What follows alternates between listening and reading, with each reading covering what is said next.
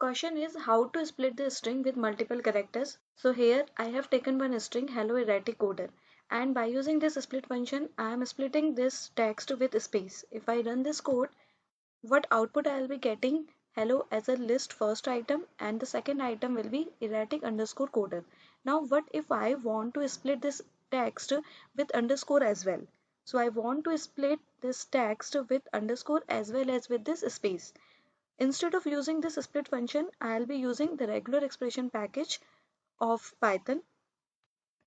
I'll import RE here, and instead of writing this, I'll write it as a split function of RE package I'm using here, and I'll define the regular expression, that is in square brackets I'll specify /s, that will dictate the space, and underscore. So what I am doing, I am trying to split this text by underscore as well as with the spaces. Run this code, and here we can see the output hello erratic coder, and it has splitted this text with the spaces as well as with the underscore.